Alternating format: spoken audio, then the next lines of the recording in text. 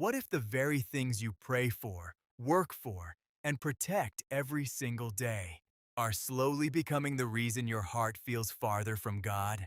Not because money, success, or possessions are automatically evil, but because anything you trust, more than Christ will, eventually compete for your worship. Jesus saw this long before modern culture ever existed, and in Matthew 6:19-21, he gives a warning that feels more relevant now than ever before. Do not store up for yourselves treasures on earth, where moth and rust destroy, and where thieves break in and steal. For where your treasure is, there your heart will be also. Tonight, we are going to uncover what Jesus truly meant by treasure, why so many people feel spiritually empty even while chasing success, and how to know whether your heart is being led by eternity or trapped by temporary things. Because this message is not just about money.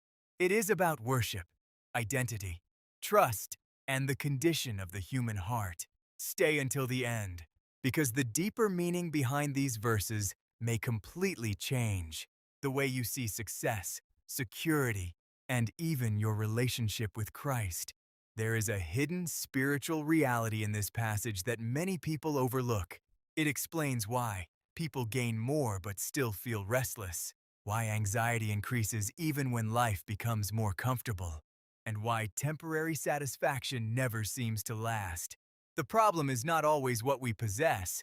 The deeper problem is what possesses us. We live in a generation constantly trained to accumulate more money, more attention, more comfort, more influence, more control over the future.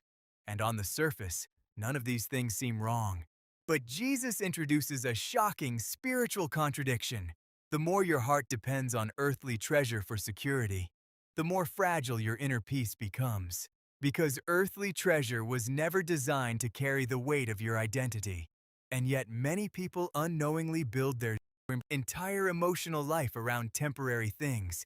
That is why even successful people can feel empty. That is why some people look stable externally but internally live in constant fear. Fear of losing status, fear of losing income, fear of losing comfort, fear of losing control. Because wherever your treasure is, your heart follows. Think about it carefully. Most people assume the heart leads first, but Jesus reverses the order. He does not say, "Where your heart is, your treasure will follow." He says, "Where your treasure is, there your heart will be also." That means what you consistently prioritize, invest in, obsess over, and depend on slowly shapes what your heart becomes attached to. Your treasure trains your affections, and that changes everything. Imagine a person who spends years building financial security. They work tirelessly, save aggressively, protect every investment, build an image of success. From the outside, they appear stable and wise. But internally, something begins shifting. Every financial loss feels devastating. Every economic problem creates panic. Every delay in success feels personal. Every threat to comfort feels overwhelming. Why? Not because planning for the future is sinful, but because the heart slowly transferred trust from God to temporary security. Without realizing it, the treasure stopped being a tool and became a master. This is why Jesus speaks so directly in Matthew chapter 6. He is not merely discussing wealth. He is exposing misplaced worship. Because the human heart always clings to something for ultimate security. Some cling to money. Some cling to success. Some cling to relationships. Some cling to reputation.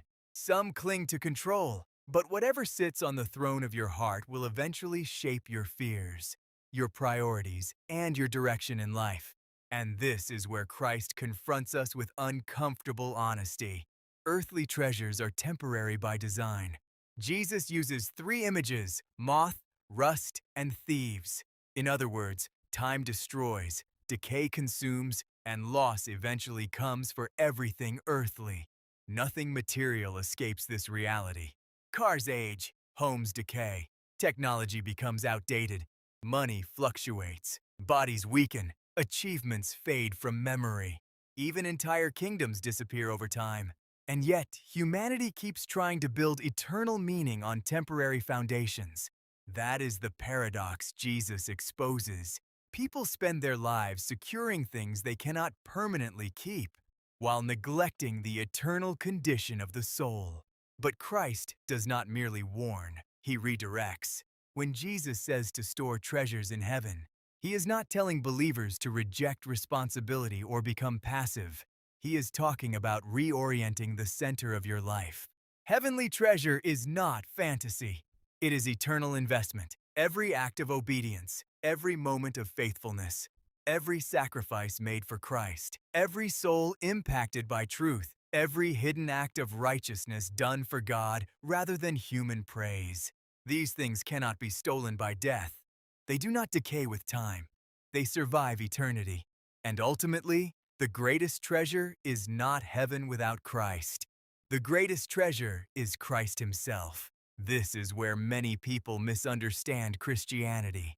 Jesus is not simply offering better behavior. He is offering a new center for the human heart. Christ as King means he has authority over every competing idol. Christ as the gate means true life is found through him alone. Christ as Redeemer means even hearts trapped by greed, fear, or misplaced priorities can be restored.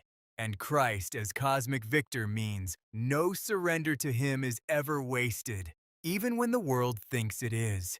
That changes how believers view success. Earthly treasure says, I am safe because I have enough.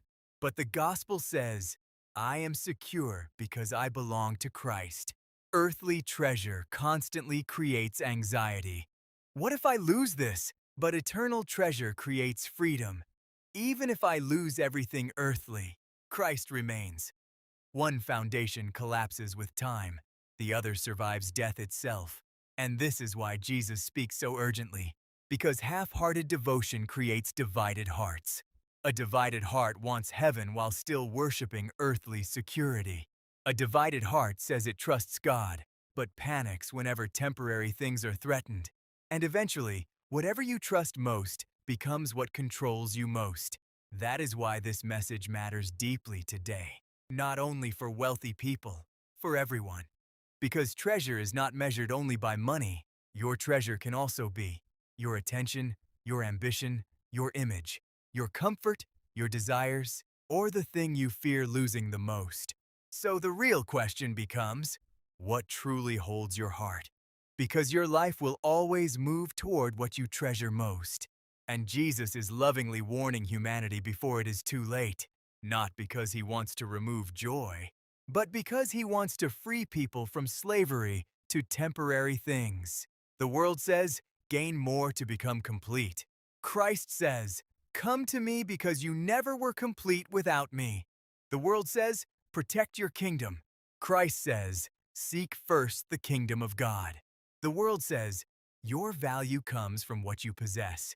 Christ says, your value was revealed at the cross. And that is the final truth many people forget. The cross proves your soul is worth more than every earthly treasure combined. Jesus did not die to make people temporarily comfortable. He died to reconcile hearts back to God. So today, ask yourself honestly, what do I fear losing the most? What consumes most of my thoughts? What gives me identity? What controls my peace? Because whatever sits at the center of your trust is functioning as your treasure.